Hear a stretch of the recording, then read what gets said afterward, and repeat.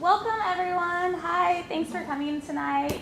I'm Natalie Swachina, the Associate Deputy Director here at the Houston Center for Contemporary Craft. I think this is our third Craft Perspectives, Works in Progress. We have a new initiative at the Craft Center to connect with our craft artists in the community and provide new opportunities for networking, sharing your practice, getting to know each other, and in general, creating a sense of community through the entire craft community. So this whole program is meant to be a way to share different artists' works in progress, to start conversations. Some artists in the past have shown techniques, some are showing new materials, or some are just walking us through their process. So this is a very, free-for-all, we're all sharing and, having constructive comments as well, too. So each presenter tonight, there's 5 presenters, will present for 5 minutes, and then we'll allow 5 minutes for conversation after that. And then there's time to mingle after as well. So thank you all for being here tonight. First up is former Craft Center employee, so you might recognize their face from our front desk for many years, Lalo Bispo, who's talking about your work in fiber. Thank you. Hi everybody, I'm Lalo. Thank you so much for being here today. So I do have a little speech planned. I only have 5 minutes, so I'm going to talk kind of fast. Please feel free to ask any questions. I'm really happy to do the conversation part of all of this. Okay, so here's my speech. Hello. Ladies and gentle thems, welcome. Thank you for being here. My name is Lalo Bispo. My pronouns are they, them, theirs. I was born in Recife, Brazil in 1994. I'm a Leo, a first-generation American, a middle child, a professor at a community college, and maybe most importantly to me, an artist. I'm gender void, agender, non-binary, purple but going towards blue, transmasculine person. This fluid identity is central to the themes of my work. So assemblage is the act of assembling objects together. It's a French word, assemblage. Here what I have is junk. It's just trash. It's materials that have been socially discarded, meaning that they end up in either landfills or certain creative outlets like Texas Art Asylum, or even I love getting things from OfferUp, Craigslist if I'm going with a person, not alone, and sometimes Facebook Marketplace. I try to spend as little money as possible on my materials. I want to use materials that are taken out of circulation. The art is not the work. I'm going to quote someone who had a show here a while ago, Sonia Clark. I had the privilege of working here during Sonia Clark's We Are Each Other 2025 exhibit. During her artist talk, she said something which greatly impacted me and changed the way I look at my own artwork. She said, "The art is not the work. The art is about the work. The work is what we must do from here on out." So that's the way that I view my sculptures. They are not the work itself. They are about the work we must do from here on out. What work am I talking about? This work is to keep learning how to treat one another as beautifully as possible. So now I want to show you a quick video of my process. It's 2.5 minutes long. Here we go. I hope you can hear it. Let's make a sculpture together. Getting started, I'm choosing some broken granite from a reused warehouse in Houston. Next, I was gifted some neon plastic at my job. I found this intriguing beveled mirror tile from Texas Art Asylum, and it came with a protective film that took me a minute to get off. Next, I'm adding some broken tile and a textile sample from Texas Art Asylum. I was gifted this green marble trim that a friend of mine dug out of the ground. I've got this gorgeous antique hinge from a barn in Mexico. part of the dust. A friend of mine gave me these emerald green shotgun shells. They remind me of jewelry. The next few items are all from Texas Art Asylum. The loose chandelier crystals, the Lego, and the Windows logo key, and the miniature flowers. I got this Brillo pad from the dollar store. And finally, I got this breathtaking pearl from Fang's Trading Post. Thank you to Toyo Fang.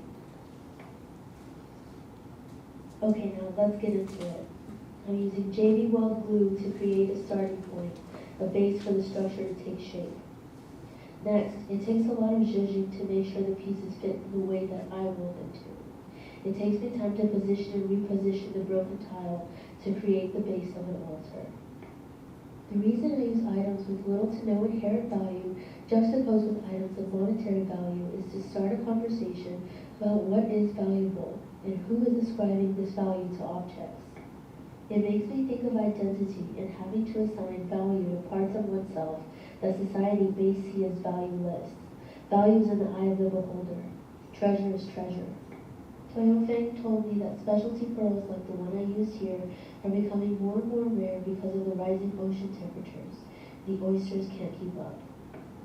Compositionally, I felt like this piece was missing some pink.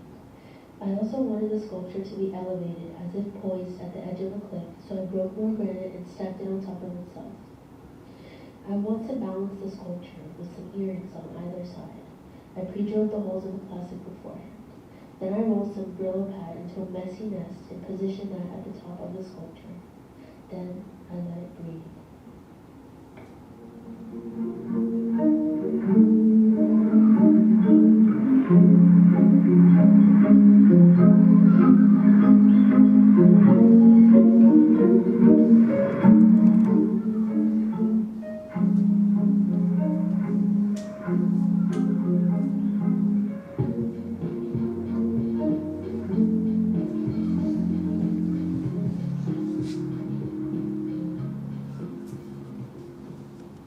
So that is a view into my construction process.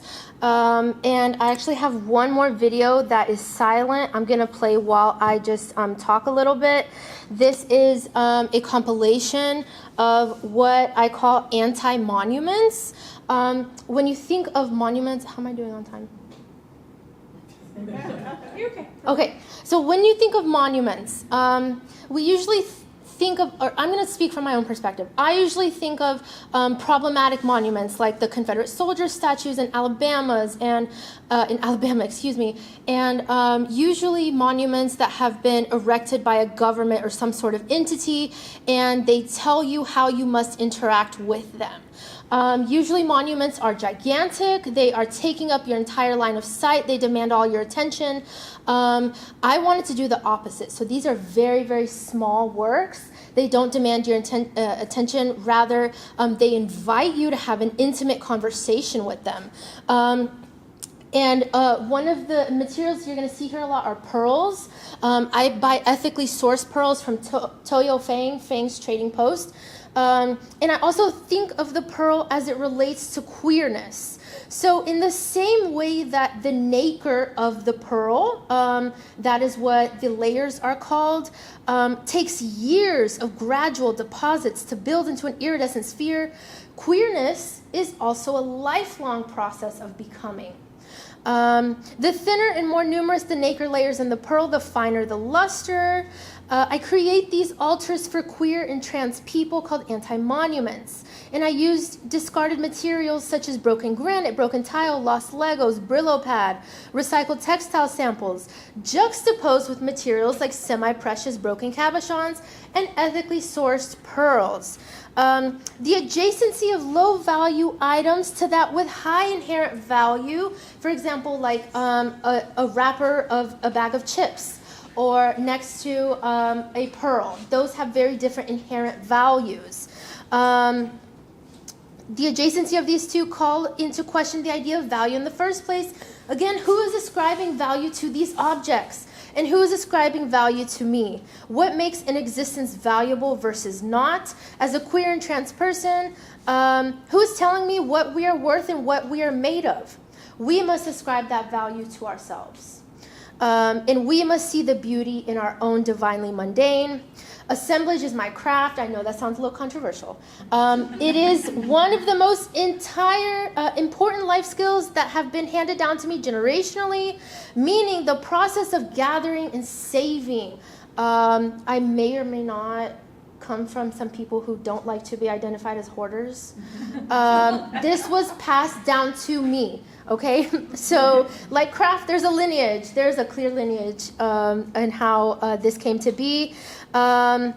So it's been handed down to me generationally, the process of gathering and saving trinkets, treasure, trash, fragments of one's psyche. I come from a long line of these collectors. Epigenetically, I understand this develops as a result of times of scarcity and pain. The same way a pearl happens, pearls will always form as a way for the creature to cope with an irritant or a pain. So if you can see the act of collection as a pearl. And lastly, my sculptures defy traditional monuments in their stationary state. They are spinning backwards, counterclockwise before any transphobia or violence has happened, as if to turn back the hands of time. And they defy traditional monuments, their false sense of closure, as if something has been done or finished or resolved or fixed. Traditional monuments, they come with baggage. Usually it is an overarching political force or idea telling the viewer how they must interact with and what one ought to believe when faced with such monuments. Instead of mirroring these qualities, I do the opposite. My sculptures do not take up one's entire line of sight. Instead, they are miniature and require commitment from the viewer of close viewing and extreme inspection. In my work, there is no imposing force or overarching ideal telling a viewer what they must believe in order to correctly interact with such sculptures. My altars are dedicated to the celebration and uplifting of queer and trans people, especially those who have passed away at the hands of transphobia and violence. I'm almost done, I promise. Let me do, how do you do the slideshow? Play from current slide. Okay, great. I'm almost done. So my work is about these altars to queer and trans people. Where are the monuments to them? Where are their sites of remembrance, exaltation, and tributes to their resilience? My work is about reassigning value to the devalued, undervalued, valueless, and socially discarded. I believe the way my materials are used reflects the idea of queerness by challenging societal norms in similar ways that a gender non-conforming person would, just by existing. Is this craft? Craft is constantly and consistently being defined and redefined. Is it not? Is it not like a cutting edge area of art? This work is present to challenge the idea that craft has to look like blank. The process of gathering has been passed down to me from my mom, grandma, aunts, and uncles, and in terms of a purpose or a scope of use.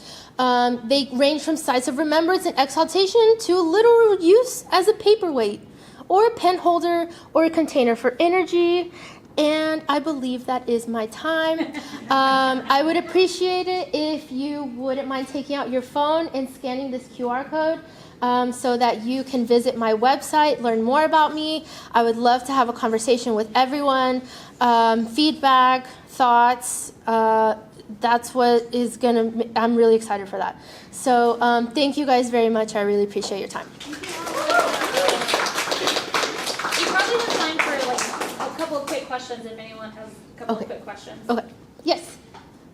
This is a question that I have because I'm familiar with your work. Okay. So what stuck out to me in your presentation was the fact that your work is spinning backwards and counterclockwise. Mm-hmm. The question I had, which was, given your sort of really insistence on your work representing like a countervailing sort of energy to a historical mode, Mm-hmm. I'm kind of curious, is the turning back the clock thing, like, is there a risk in your mind of that kind of coming out as like an escapism or a sort of like Do you know what I'm saying? A When gimmick? you kind of yearn for a more idealistic, not real past, are you like, can you unpack that a little more for me? I totally understand what you're saying. So, as a site of remembrance and exaltation, I think I would want to remember people as they were, not as what happened to them. So that would be like why they're spinning backwards is to put the focus on the person before any transphobia has transpired.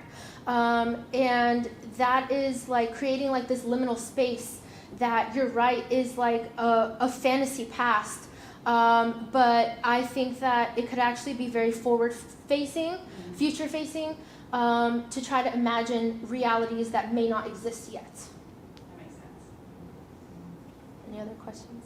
There's a fair amount of focus on your material use, like the texture, like specifically what you use. I am a little bit curious on what you think of, since you talk a lot about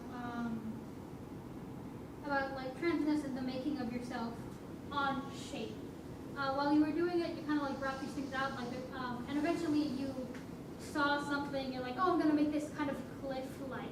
I want to know how you start to assemble something, how you see like your group of objects, and you're like, this is how I want it to start to look.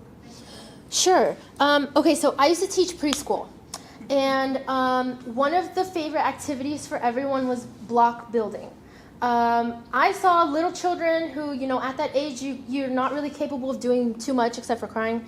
And they would build these incredible structures. And that led me to be interested in basic construction techniques, which usually start with like a very large, supportable base. I'm also interested in ancient architecture. I'm obsessed with Stonehenge. I'm obsessed with Mayan structures. I'm obsessed with Aztec structures, Egyptian structures. I would like to think that it's like maybe some sort of ancestral knowledge that gets passed down to us when we build. That is how I think of shapes. And I'm constantly trying to make shapes that I haven't made yet. So. Good question. Thank you, Lalo. Thank y'all so much. Thank you, Natalie. Okay. Give me 1 second just to switch over here. And this one's Elaine's. Okay. Next up is Elaine Bradford. And yeah, that's basically it. A fiber artist who's also a former resident of the Craft Center. Elaine. And there's more seats up here if anyone needs them. Okay, as it says, my name is Elaine Bradford. 1 second. Redo this. See the arrows at the bottom there? Put on my glasses. No, I'm setting myself a timer, so I can talk really fast for you guys. If I can set a timer.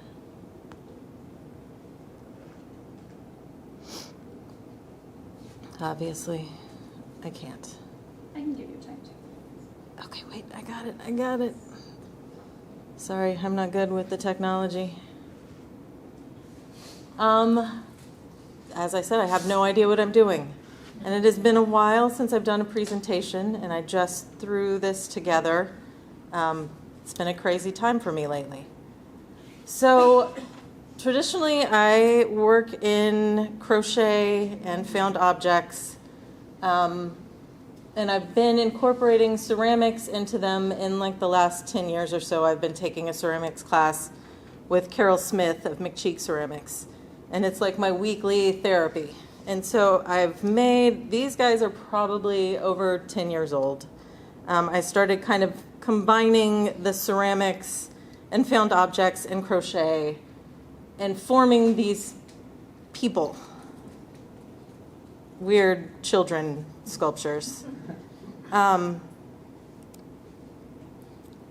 This one is actually part of a series that I did with a poet where I made a sculpture every week and she responded with a poem. But I included this here because I'm talking more specifically about the figures in crochet. And this one relates to the work that I am going to talk about in process. I specifically remember making this thinking about my aunt who had breast cancer at the time. And so lots of my work is autobiographical, and I bring parts of my life into them. This was a piece that was started during that poetry collaboration, and then I extended it. And as you can see, I just kind of make blobby forms with ceramics. I never really know what I'm doing. And then add them to, this was actually a doll bed that I played with as a child, that my mom played with as a child. And it lived in my grandparents' house when I was growing up. And now I have this whole set of doll furniture. And also the dolls were Madame Alexander dolls that I collected. This is the rocking chairs from that set of furniture. And then I made this weird baby form, and I extend a lot of things and connect things together. I'm also a collector, and I collect things from antique stores and thrift stores. And so I just started making these people. I feel like this is from like 2020. So I've been working on this kind of series of work for over 10 years, and I still don't know what I'm doing with it. I don't know what these are about, but I love making them.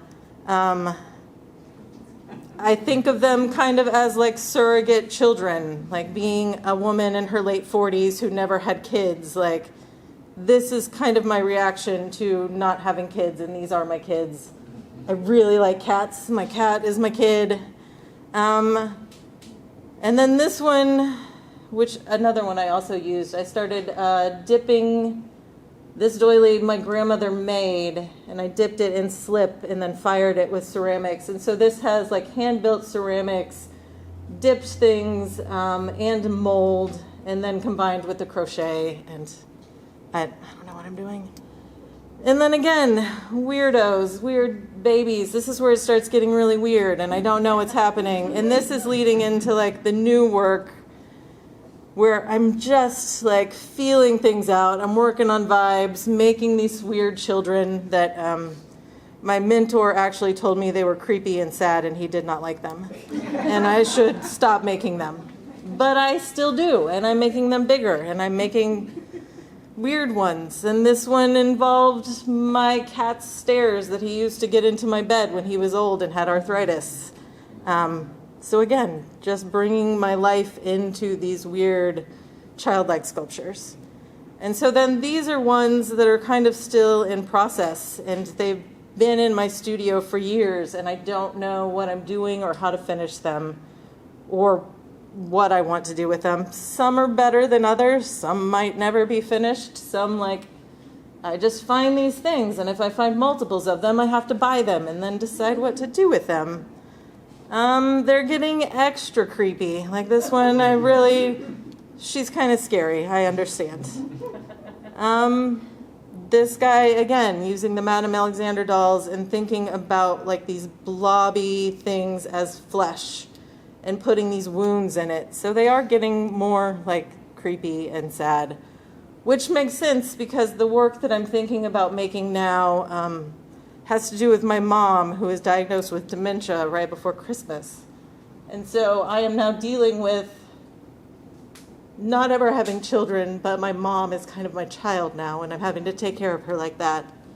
And been taking a lot of pictures of us holding hands. So I feel like that works back into that first sculpture that I showed of like ceramic hands coming together. And I don't know where it's going. Ask me questions. I'm not going to cry. Thank you, Elaine. Only right over 5 minutes. Perfect. Yes. Not a question, just a comment. I really enjoyed how you use articles from your everyday life in your work, in addition to the things that you build and create. I think there's something really poetic about that. Thank you. It's really nice. I don't know too much about crochet. My little sister did a little bit of it, but especially since your stuff is so long, like a lot of like, it must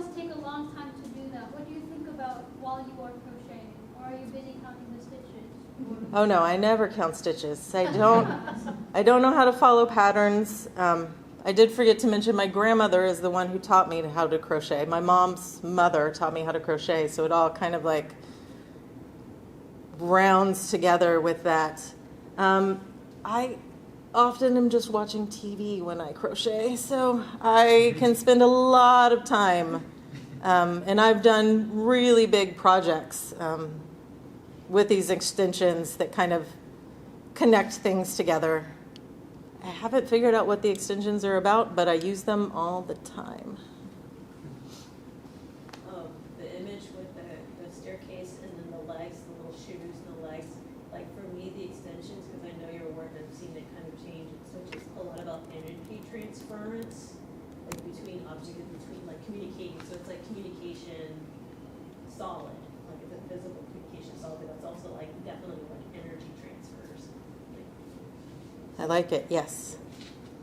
They're definitely, it's about kind of connection and connecting these objects with a physical thing that represents like a spiritual thing, if that makes any sense.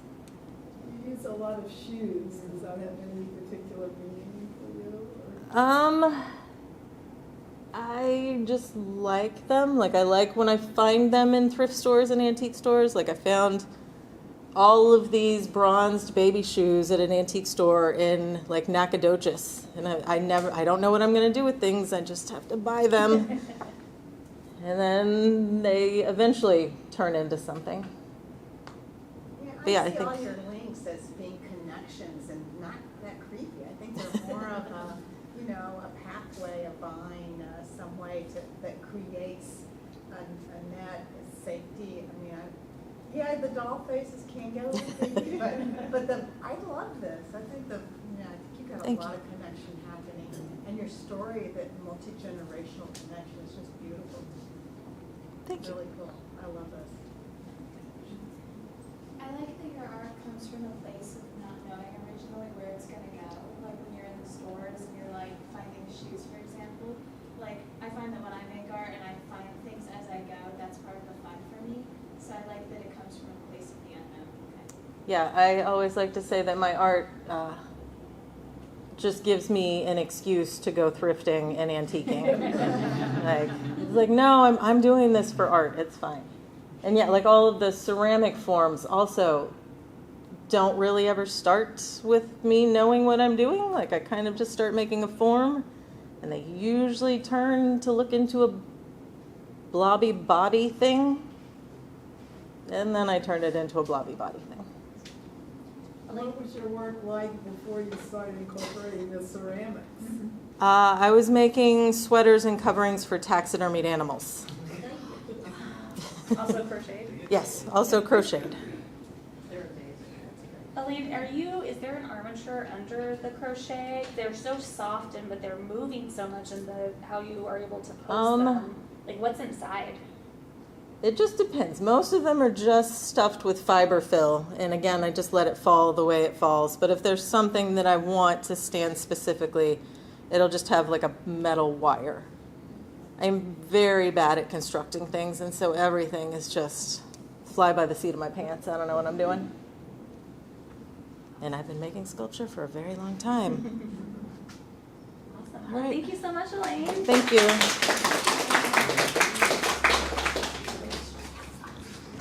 Okay. Wow, we've had two such wonderful presentations so far. Okay, next up is Ruben Ramires, and a fiber artist. Thank you. Hello everyone. I don't have anything prepared, just images. But my name is Ruben. I am an illustrator and an artist. I am original from Portugal, and I've been here in Houston for like 9 years already. And I work primarily with paper and digitally, but last year I went on an adventure with embroidery. How do I? Okay, yeah. So I wanted to create, this was a challenge for my friend. She was like, I wanted to do something that was beyond paper. So she challenged me. She actually worked here. Her name is Reed. And she told me, why don't you start embroidery? And I was like, that's too complicated. I don't think I can do that. But when I started doing it, it was just very peaceful, and it was a playful approach that I had. So I started using the fabric initially, starting to learn stitches, and I wanted to kind of use the fabric as paper. I was having no goal. It was just like starting stitches. So this was the first drawings that I made with no previous like intention at all. These are some of my process. Again, when I grew up, my mother used to crochet my clothes. My grandmother still crochets, like embroiders, like tablecloths, and gives me every year when I go to Portugal. So it's kind of like a female kind of thing. So for me to start doing embroidery was for them like, even for me telling them I started doing embroidery, they were kind of like, and I was like, yes, I'm doing embroidery. So this is some of my process. I'm very inspired by this playfulness and the queer joy and joy in the daily life moments and the connection between us and the environment, what the environment gives us and what we give to each other. This is my table, and I was literally just looking at my sketchbook. Let me see what I'm going to draw next and just try to find what kind of threads I was going to use. And here I called this the flower buddies, which you see the process from like the sketchbook, and then I use the pencil and I just start drawing it. I chose initially just a very limited color palette so I wouldn't get overwhelmed. I also started on different type of fabric. This is more silky, and I wanted to do this butterfly.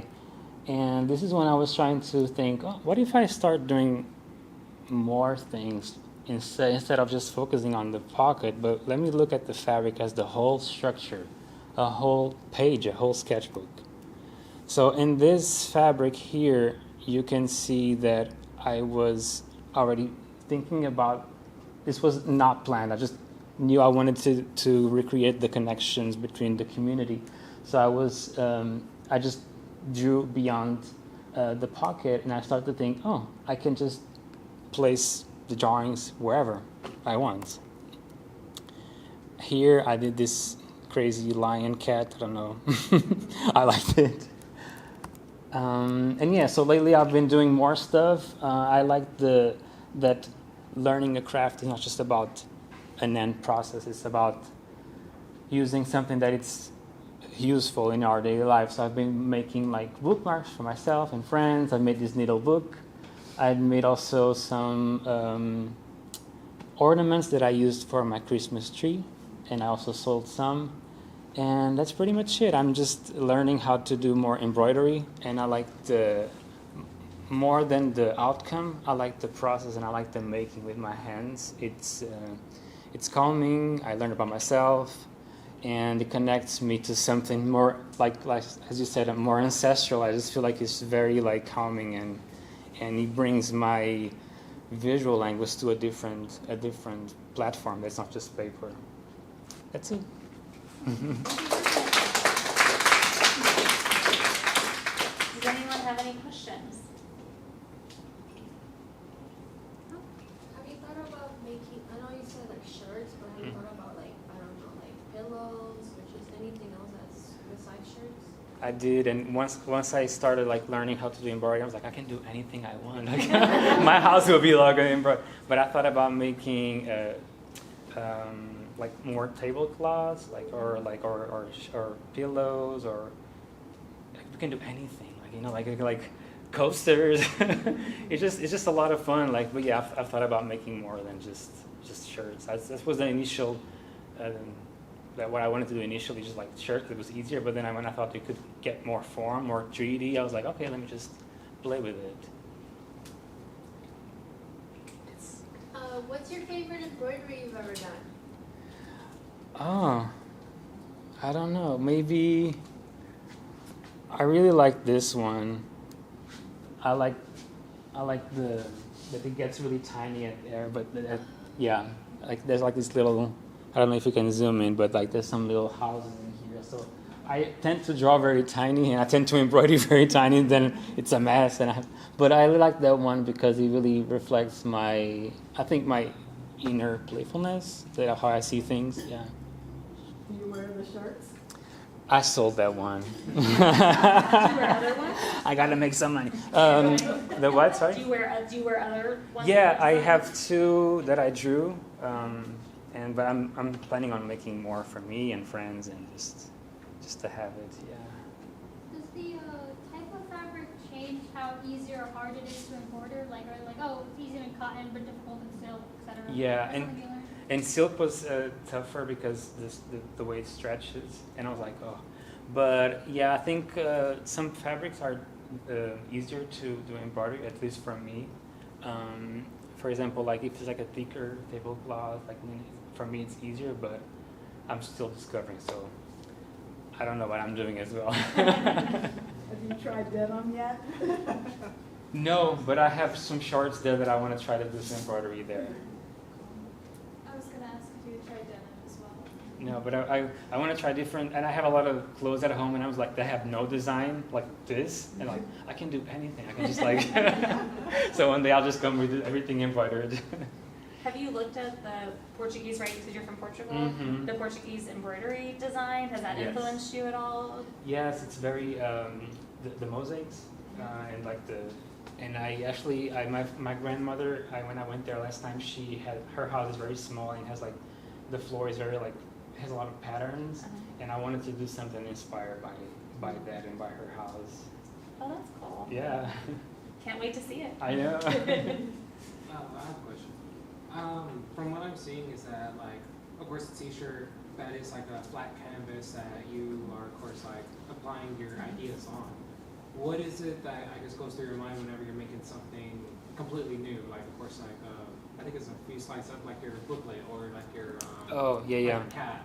What made you think, like, let me just make this little ornament, like, stitch it together? Like, what was the, I guess, idea process to that? Well, the idea process was at least the ornaments was like it was like around Christmas time, and I may have seen something that inspired me, but I think what was the question again? Sorry. I guess like was it a different thought process to make something completely new instead of putting something onto, I guess, Like a flat surface. Yeah, Yeah, flat surface. it was different because I usually think of very 2D when I draw, so Yeah. thinking 3D was very, very different. So I didn't show here, but like a lot of my first ornaments, like for example, I did some elephants, and it was not that great because I forgot that it needed like some support in the end. So thinking 3D is something I'm not used to, but it's a challenge, and I think seeing other artists and seeing other people who do similar things, it's like an inspiration to do more things. But I do like the aspect of having objects that I can use on my daily life, not just to show, just I can use and be useful for my daily life. Yeah. Did you fill the inside of it with like stuffing, like the cat ornament and the other ornaments? What Yeah, did you it's fill that fiber, that white fiber that you use for the pillow and stuff. Yeah. I forgot the name of that. Yeah. Polyester. Yeah, Yeah, polyester. Yeah, yeah. Was it hard to do the embroidery and keep that in, or did that kind of stay put down? It was because that was kind of small, that cat, but then I was like, I can make it a little bigger. So yeah, I was stuffing at the end, but then I was like, oh, I can stuff as I do. So I was starting to stuff as I do, and I also used not just this polyester, but I also used like leftover threads, like the tiny ones you cannot use for anything. I just put it in a jar, and then I can stuff it in there. So kind of reuse the materials. Well, thank you, Ruben. Thank you. Awesome. Okay. Next, let me get the presentation started, is Yamilette Rocha with clay. Awesome. Thank you. I'm sorry, did I not do it right? No worries, no worries. Oh, I was trying to get all of the Well, hello everybody. My name is Angie Yamilette, but I want to go by Yamilette. It's my middle name. But I'm an emerging artist. I just started making art a couple years ago. Well, taking it seriously. Thanks to UH, I started taking some art classes, but I never took my art seriously until a couple years ago because I had a moment that I was like, I need to focus on art. I need to go back and just to share some of my artwork. Again, I am Yamilette. I'm from Monterrey, Mexico. I moved to Houston 12 years ago, so half of my life here. And I've been learning a lot.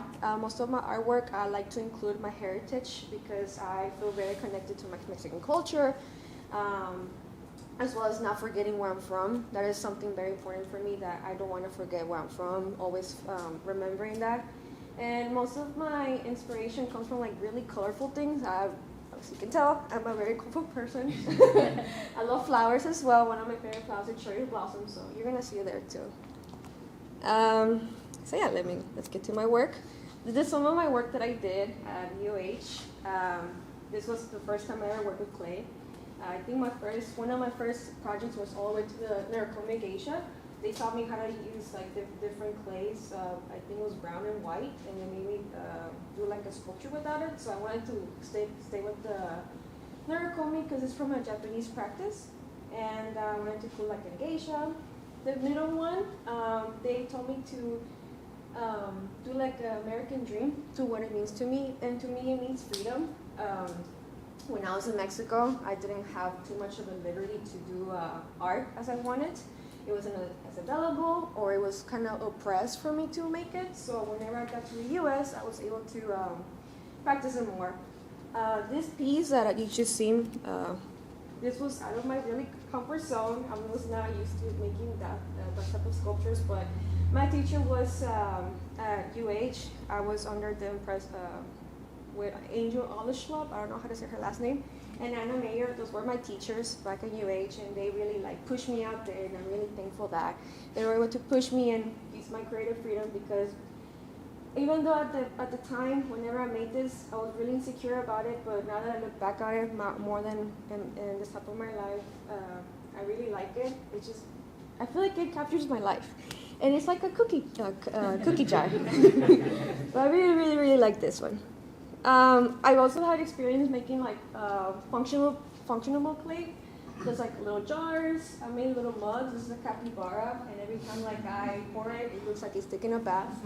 This is a cat in space. I made a bowl made out of cherry blossoms, and I attempted to make a well, I don't know why it's not loading.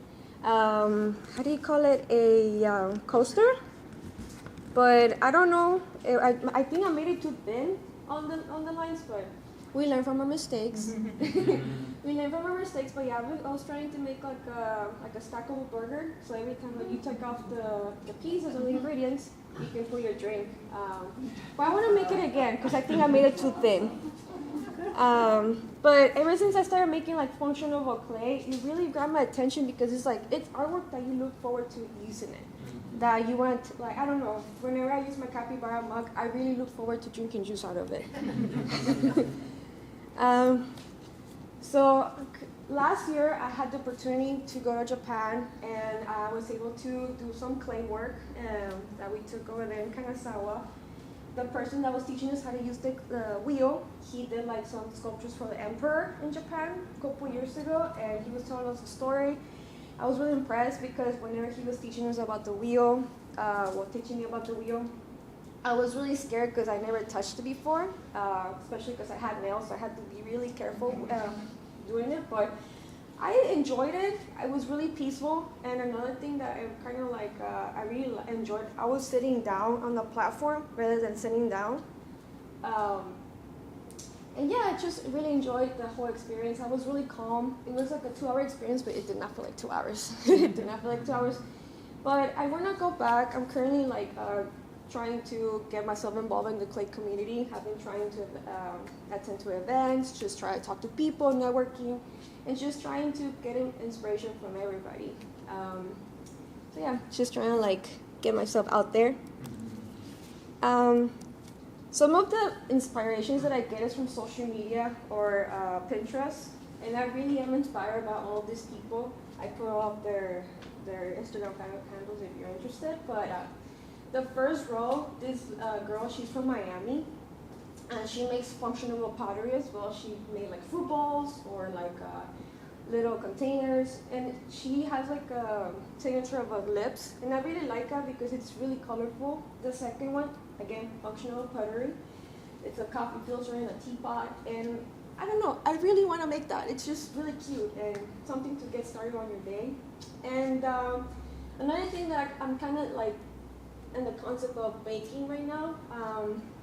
In December, I lost my dog from 2016, so she was almost 10 years old, and it was really hurtful because whenever like I got her cremated, they gave me in a box, and I was like, my dog was not a box. I want to remember my dog how she was. So I was been thinking about how can I make my dog or pets that are people that lost their pets remember their pets forever. So what if I make urns out of animals? And also I was like, what if I make plant pots out of animals, like flower pots? So I've been brainstorming about how I can make bring your fur animal or just your little guy into your life just forever, so you can preserve that memory of them. So I really want to get myself like getting involved in making more clay sculptures with the wheel, but I just need to how do you call it? Take classes or get myself involved more. But that's my process so far. I really like putting together cute stuff, colorful. It makes me happy, and I want to make people happy whenever they drink their coffee, whenever they look at a sculpture, just something that makes us smile. That's just me. But I didn't have much. If you guys have any questions, any comments, any feedback, any collaborations that you might be interested in making with me, I'm open to the idea. As again, I am a new artist, and I'm trying new things. This is one of them. And yeah, well, these are my cats. Thank you, Yamilette. Any questions? I think it's lovely that you have that at the heart of your of the things you make. You're like, I'd love someone to like wake up and be like, oh my gosh, I get to use this today. That's huge. I think that's lovely. Because of, I guess, you talk about like quote unquote like everyone, I suppose. There's you might have to focus a lot on mass appeal or something that like looks nice or cute to everyone. Are you ever like worried like you'll lose like a unique touch, or like what are your plans on making it you, or is that something that you think about, or you're not worried about at all? Honestly, the reason why I never like considered to make art before is because I was worried about what other people say. Like the criticism, it was something that I was worried about. I always stopped myself from doing many things that I could have done before, but I just stopped myself because I always said, what would they say about me? What would others think about me? But I just got to a point in my life that you make art for yourself. For me, it means that I make art for myself because it makes me happy, and I like the colors. And if you don't like it, I'm sorry, but it's like I like the colors. And yeah, it's just like getting to that attitude in my head that it cost me a lot of years to understand that you're not making others happy. You're making your own self happy. And if you're making it because what you make others happy, then good. If not, then I'm sorry. Those pieces that you did as like a part of your schooling, where you had like the 3 different figures, I was really curious, like how did you come to like the styling for like the human figure parts, like the head, the faces? Because those are really interesting shapes and stylized, and like familiar with like some like Mexican art, but I'm just like really curious like how you got to like the shaping for the figures you used, because it really caught my attention and all that things. Thank you. So, for example, this one, I took a selfie on my iPad from like 3 different angles. I did this side, I did this side, and I did this side. I didn't take it back, but I looked at myself in that picture for all the time, and I will hold this piece next to my face in a mirror, and I was just compared. Like for the nose and everything, I was just compared with a ruler or my fingers to get an accurate thing, but I was trying to copy my face. For this one, I kind of wanted to create a tree, kind of like growing. I don't know if you can tell.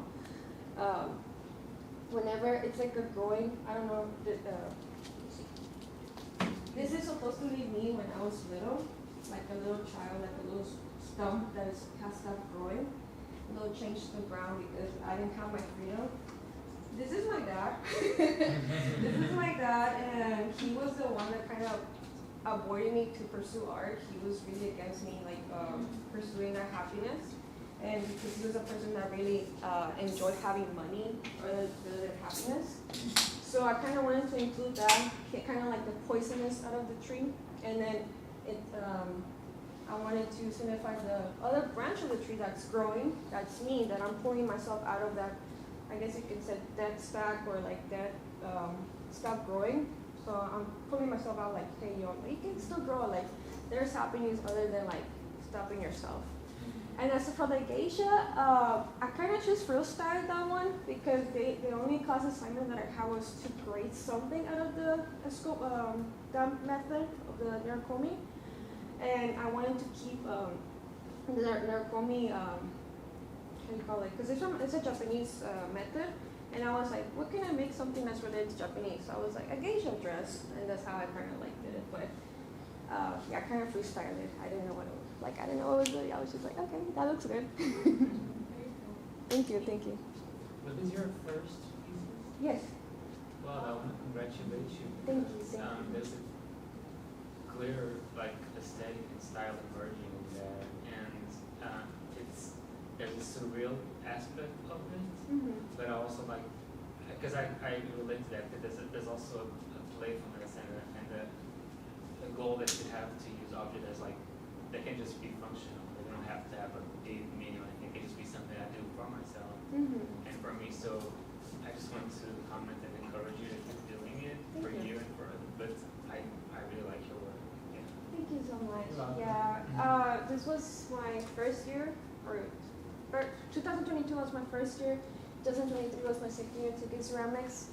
I instantly fell in love with it. I remember when I was beginning my classes, because I have a studio arts minor. I needed to take classes, and I took, I'm experienced in painting, sketching, all of that stuff, but I never tried ceramics, and I remember I was talking to my partner at the time, and I was like, what should I take? Should I take sculptures or ceramics? And he was like, ceramics, why not? And I was like, I don't know, it just doesn't grab my attention. No, it was a good, how do you call it? Comment, because like I used to fall in love with it. At first it was hard because like I never worked with it before, and I just had a clay, and I was like, I don't know how to work with this. But throughout the hours that I spent in the studio, I will be in the studio by myself for many hours just trying to figure it out. And I enjoyed it. It's so peaceful, like just being trapped in that little room and just trying to figure it out. I enjoy it. So it's pretty cool. Question? Any other questions? Well, thank you so much, Yamilette. So great pairings. I don't, we're just going in alphabetical order, but the pairings between Ruben and your work is so nice. Okay. Well, we have one more artist tonight. Let me get us started. So we have Charles VanMeter. Did I say that right? Yep. Who's a metalsmith, our metal artist. Come on up.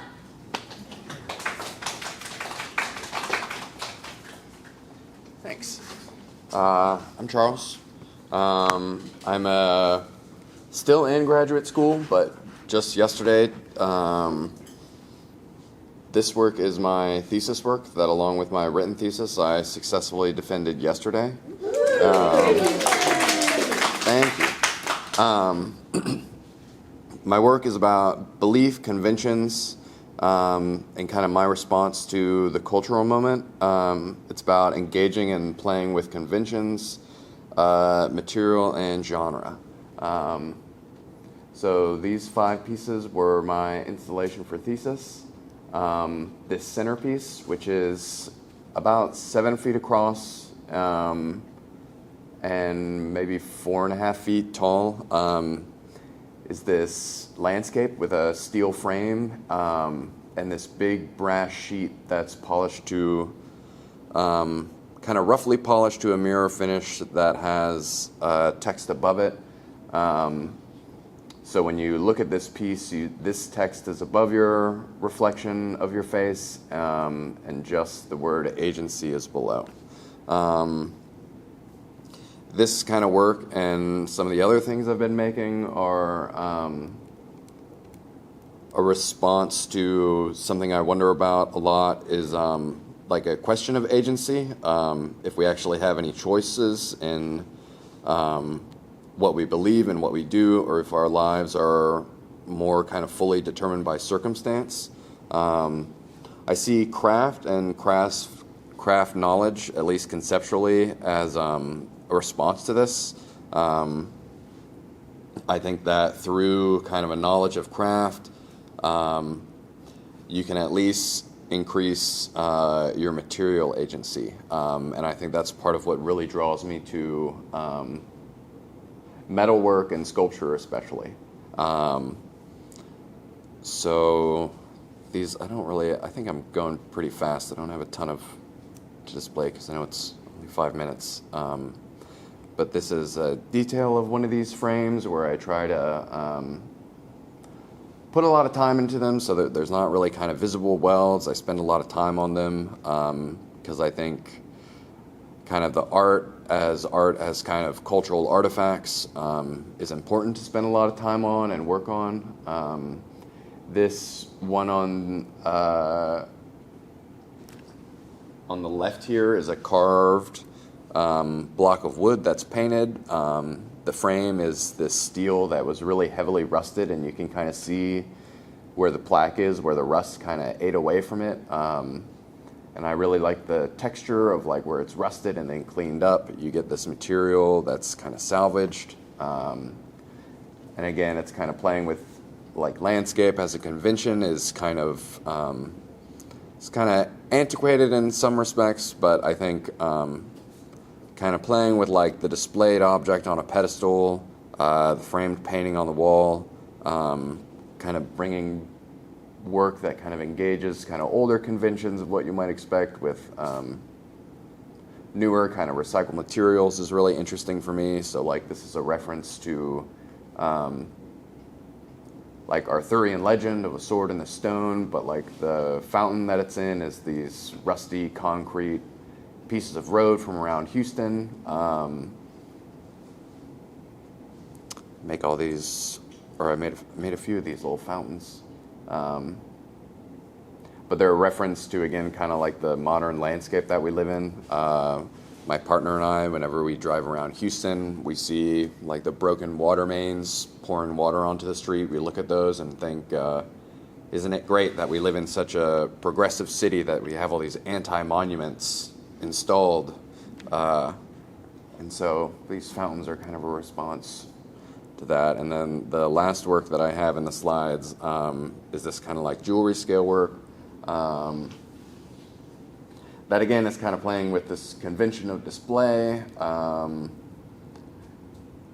then, and then like the text on it, this item that you don't really know how it's supposed to function or what it's supposed to do.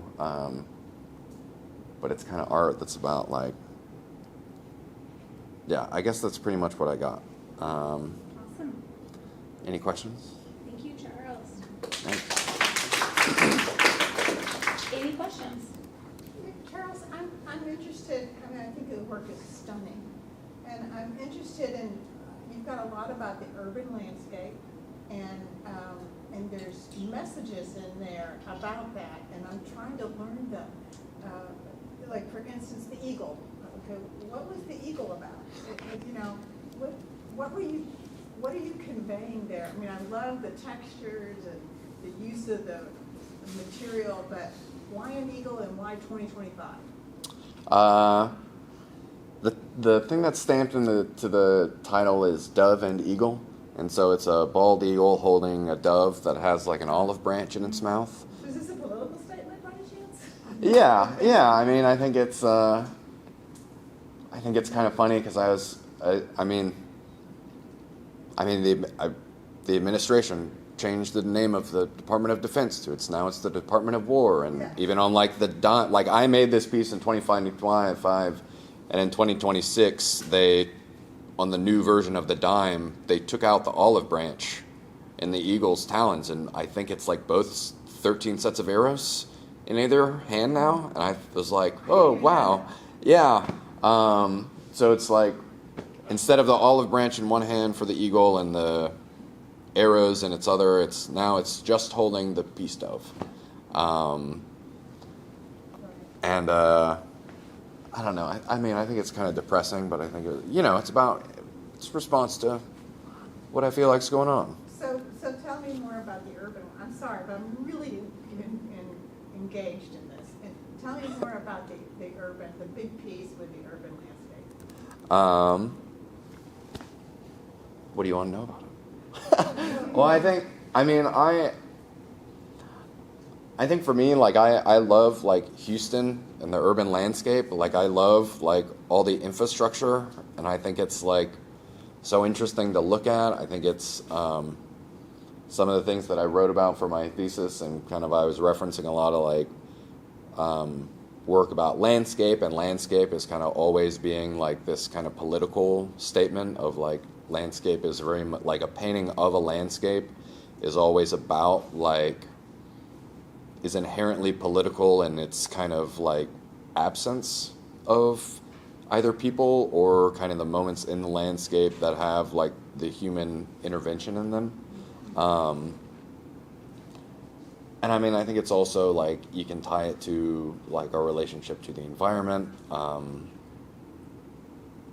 think landscape just kind of, like, has this kind of, like, space that can hold a lot in it all at once, and it can also still kind of be, like, vague, and it's also, like, people like it and will accept it as, like, oh, okay, great, landscape.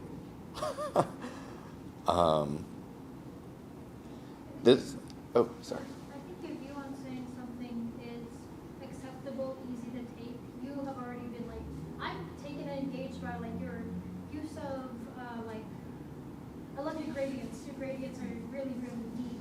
I'm trying to then make that connection of what you have been saying to that thing of agency. I guess how would you start connecting urbanism and agency in your work? I don't need to make you defend your thesis a second time. Yeah. I'm going to now. I'm trying to draw all the connections together. Well, I think it's, I think to me, like, a lot of the kind of agency just kind of comes from, like, just kind of like awareness, and just kind of having kind of like the vision and the sight to be able to see the surroundings as something that, like, we have agency over. Like, this whole built environment is not anything that's, like, not made by people. And so if it's made by people, it can be changed by people. And, like,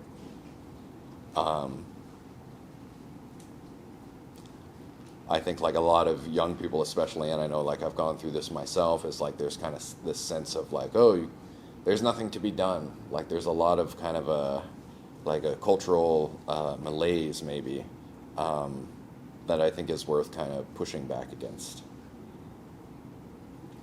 How do you plan your steel frames with the paintings? Are you thinking about that as you're making the painting? Like, they're definitely, you can see how they're related, but what is that process like? Yeah, so far it's been that I've come up with the idea for the frame, and then I've seen what stretchers I have and made it to the size that I could. But is the frame first before the painting? Yeah. Interesting. Yeah, but I'm probably not going to do that anymore. This one gave me a lot of trouble after doing that, and it kind of I think you can see some of, like, the weld marks on the back of it, and, like, especially like up there and up here, there's not a lot of clearance between, like, where the frame is held in and, like, supports that I could weld in there, so it made, like, a really weak spot in this thing comes about 3.5 inches off the wall, and it made, like, a really weak spot in the frame that, like, wanted to kind of flex as I was trying to lift it up with a crane and move it. So yeah, I think in the future I'll probably build my stretchers to suit. Yeah. That's so interesting, yeah, because the shape you've created is so organic and so interesting that you do it before that you did it before the painting. Yeah. Yeah. Yeah, I keep looking at the shape of the frame itself as a whole. And, like, in 7 feet, like, thinking about the size, like, I'm not experiencing this, but that's like the size for the length of an average male height, maybe like 5-6 feet or something. It almost feels like a coffin to me. Yeah. I don't know if that's like a T, it looks like an old CRT, and then there's these things, and then there's a broken pitch on the left-hand side, but then there's like a complete window on the right. I was just kind of curious about the shape in general. Because you said you came up with the frames first. Yeah, there was as I was making it, one of the things that somebody said to me is like, this should go up and down, because they were like, this looks like a figure, like a Venus of Willendorf kind of shape. And I think I keep making these things that look like people tell me they look like screens.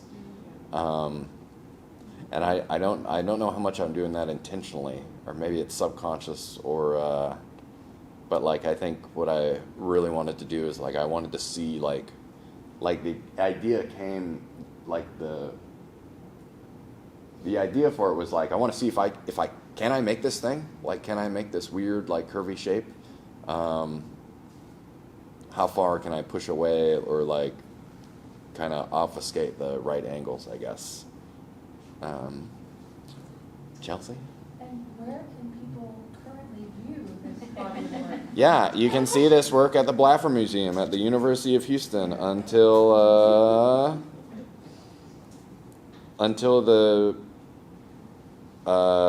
the weekend of the 18th. It's going to be up. I think I have in my calendar that I have to deinstall on the 20th. Charles, tell me a little bit about the platform of your cross and of, I don't know what the other figure is, but is that like a giant piece of wood? What is that? They're pedestals that I made out of plywood. I sanded down the edges of the plywood so that they're a little bit rounder, and then and then they're shellacked. So cool. So they're like kind of got this mirror finish. Right. And then the armature that kind of, it's part of the sculpture obviously, but the armature is quite elegant in the way it, because a lot of people would just hit cross, stick it in the bottom, put a platform underneath the wood, and that would be the end of it. But this is so much more. I could just think of all these stories about what that armature is. Is it a religious thing? I don't know. The armatures are all made out of 3/8 rebar. Rebar, yeah. And I think I want to do again just kind of like draw attention to the framing mechanisms, like the framing devices of these. It looks so much. Platform, like the curved piece is a piece of steel that you welded the rebars to. Is that what that is? So like the rods they weld onto these plates right here, but then they keep going and hit the ground, and then there's just holes drilled in the wooden pedestal. Gotcha. So like all the weight is still on these where they go through. Yeah. So they really are like, it's not like they're really elegant and thread-like, but they're being stressed to the max, holding up that. Yeah, they're pretty. It actually held it up pretty well. I'm always like, steel always surprises me. It always holds its structure so much better than I think it's going to. Cross. Tell me about what this is. It's actually a sword. It's a sword. Yeah, so I guess it's hard to kind of see in this picture. I don't have that good of a camera, but like this kind of comes down to a tip, and it's a sword forged out of like a giant, like I think it's like inch or maybe inch and a quarter rebar. So like if you see it in person, you can kind of see up here like the rebar is still intact for the handle, and then it's forged out here and comes to this point, and it's still rusty from where I had it in the water fountain in the previous show that I had it in. Where did that rebar come from? I got it from an artist who it came from another artist who was. Really? That one's not scavenged? It is scavenged. It's not obvious for the battle mace, but this rebar I actually all got from. There's interstate construction going on kind of near my house, and I kind of went out there with my truck and an angle grinder and got some of the kind of big spaghetti ball bundles of rebar and that they were tearing up from the old road, and all that is the deconstruction and construction of the urban environment landscape thing. Yeah.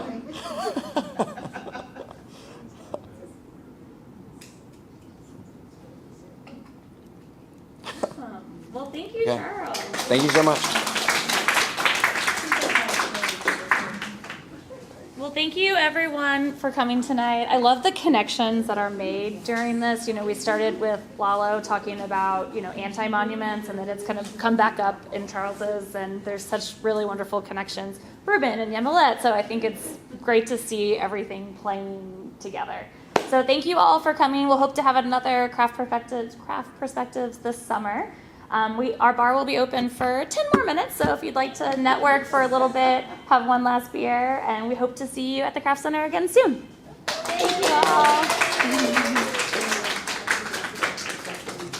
And thank you to all of our presenters. Y'all are all so good. Big hands.